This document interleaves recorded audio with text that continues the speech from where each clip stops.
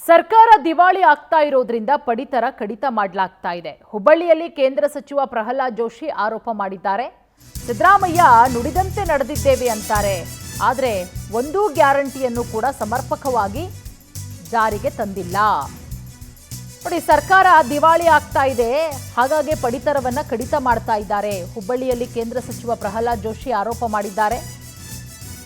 ನೋಡಿ, ಸಿದ್ದರಾಮಯ್ಯ ನಾವು ನುಡಿದಂತೆ ನಡೆದಿದ್ದೀವಿ ಅಂತಾರೆ, ಆದರೆ ಕೊಟ್ಟಂತಹ ಗ್ಯಾರಂಟಿ ಯಾವುದನ್ನು ಕೂಡ ಸಮರ್ಪಕವಾಗಿ ತಂದಿಲ್ಲ. ಕೊಡೋದಕ್ಕೂ ಆಗದೆ ಬಿಡೋದಕ್ಕೂ ಆಗದಂತ ಸ್ಥಿತಿಗೆ ಸರ್ಕಾರ ಇದೆ.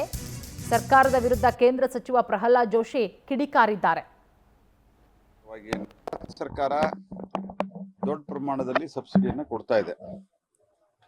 ರಾಜ್ಯ ಸರ್ಕಾರ ಅಚಾನಕ್ಕಾಗಿ ಈ ರೀತಿ ಕಾರ್ಡ್ಗಳನ್ನು ಯಾಕೆ ಕಡಿತ ಮಾಡ್ತಾ ಇದೆ ಅನ್ನೋದು ನನಗೆ ಗೊತ್ತಿಲ್ಲ. ನಾನೀಗ ಮುನಿಯಪ್ಪನವ್ರಿಗೆ ಮಾತಾಡ್ತೀನಿ, ಏನೋ ಅದು ಮತ್ತು ಅವ್ರ ಸೆಕ್ರೆಟರಿಗೂ ಮಾತಾಡ್ತೀನಿ.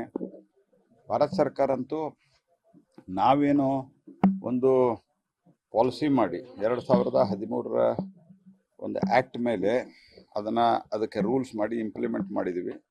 ಆ್ಯಕ್ಟ್ ಪ್ರಕಾರವಾಗಿ ನಾವೇನೀಗ 5 kg ಫ್ರೀ, ಸಂಪೂರ್ಣವಾಗಿ ಉಚಿತವಾಗಿ ಏನು ನಾವು ಅಕ್ಕಿ ಅಥವಾ ಅಕ್ಕಿ ಬದಲಿಗೆ ಇನ್ನಾದಾದರೂ 1-2 kg ಧಾನ್ಯ ಅವರು ತೆಗೆದುಕೊಂಡ್ರೆ ಧಾನ್ಯವನ್ನು ಅದನ್ನು ಕೊಡುವಂಥದ್ದು ಭಾರತ ಸರ್ಕಾರ ಮಾಡ್ತಾ ಇದೆ.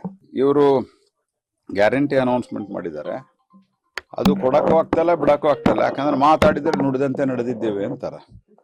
ನುಡಿದಂತೆ ನಡೆದಿದ್ದೇವೆ ಅಂಥೇಳಿ ಭಾಷಣ ಶುರು ಇರೋದು ಸಿದ್ದರಾಮಯ್ಯ ಸಾಹೇಬ್ರದ್ದು.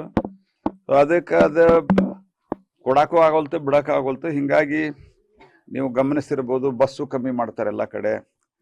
ಆ ಯುವ ನಿಧಿ ಅಂತ ಹೇಳಿದ್ದು ಒಬ್ರಿಗೂ ಬಂದಿಲ್ಲ. ಇಲ್ಲಿ ಎಷ್ಟು ಮಂದಿ ಯುವಕರ ಕೇಳಿ